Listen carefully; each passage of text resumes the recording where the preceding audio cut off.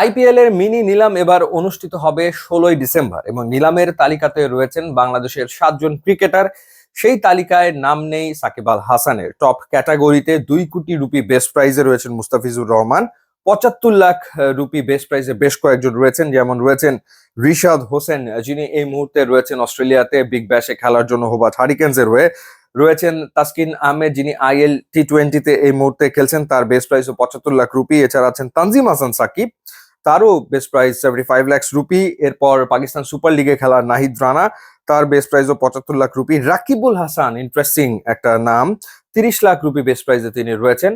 এবং সবশেষ rising stars Asia কাপে কিন্তু রাকিবুল হাসান ভালো পারফর্ম করেছেন, খারাপ তিনি করেনি, ভালো পারফর্ম তিনি করেছেন। এবং শরীফুল ইসলাম 75 লাখ রুপিতে তিনি রয়েছেন। এখন কথা হলো যে এই 7 জনের ভেতরে দল পাওয়ার সম্ভাবনা কার কার রয়েছে। ডেফিনেটলি সবার আগে আসবে মুস্তাফিজুর রহমানের নাম। আইএল টি20-তে দুবাই ক্যাপিটালসের হয়ে তিনি খেলছেন, 2টো ম্যাচ খেলেছেন, 2 ম্যাচে 4 উইকেট নিয়েছেন এবং দারুণ পারফর্ম করেছেন। এবং এই বছরও টি20-তে ওভারঅল তার পারফরমেন্স ভালো ছিল। গত সিজনে তিনি খেলেছিলেন দিল্লি ক্যাপিটালসের হয়ে, তবে রিপ্লেসমেন্ট হিসাবে। তবে এই সিজনে একাধিক দল তার ব্যাপারে আগ্রহ দেখাতে পারে। যেটা শোনা যাচ্ছে যে Kolkata night Riders, Sunrisers Hyderabad এবং দিল্লি ক্যাপিটালস, এই 3টা দল হয়তো মুস্তাফিজের ব্যাপারে আগ্রহ দেখাতে পারে।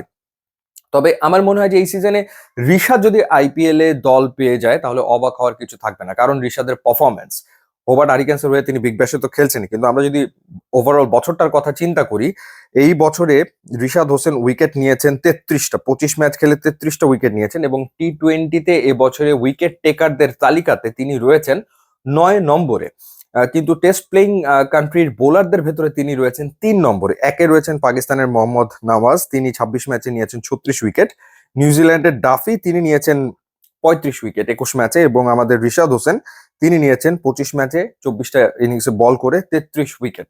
এবং ব্যাক টু ব্যাক 2টো ভালো বছর তিনি কাটিয়েছেন, অর্থাৎ 2024-এ নিয়েছিলেন 35 উইকেট, এবছর নিয়েছেন 33 উইকেট। ধারাবাহিকতা তিনি ধরে রেখেছেন এবং যেহেতু বিগ ব্যাশে তিনি খেলছেন, সুতরাং তার ব্যাপারে আইপিএল এর দলগুলো আগ্রহ দেখাতে পারে, একটা সম্ভাবনা কিন্তু ডেফিনেটলি রয়েছে। আর রকিবুলের ক্ষেত্রে, রকিবুল খুবই যেহেতু কম তার বেস্ট প্রাইস মাত্র 30 লাখ রুপি, এবং রাইজিং স্টার এশিয়া কাপে তিনি তো ভালো পারফর্ম করেছেন, সুতরাং সেখানে তাকে কেউ নোটিস করলেও করতে পারে। সুতরাং তার পারফরমেন্স যে কেউ নোটিস করেনি ব্যাপারটা কিন্তু তা না। আর নাহিদ রানা পাকিস্তান সুপার লিগে খেলেছেন, শরীফুল তো লঙ্কান প্রিমিয়ার লিগে খেলেছেন, সো তাদেরকে বিবেচনা করলেও করতে পারে। বাট উজ্জ্বল সম্ভাবনা মুস্তাফিজ, রিশাদের আর তাসকিনের ব্যাপারে প্রত্যেক সিজনেই কোনো না কোনো দল তো আগ্রহ দেখায়।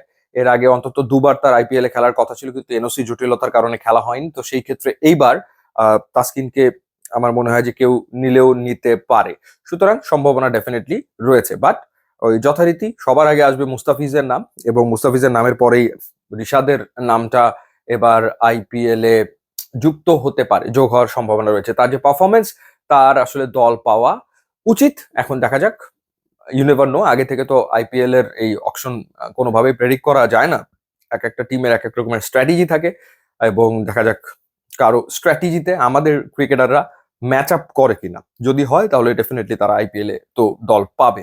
ইউটিউব এবং ইনস্টাগ্রাম লিঙ্ক দেওয়া আছে, আপনারা যোগ দিলে খুবই খুশি হব। And thanks for watching.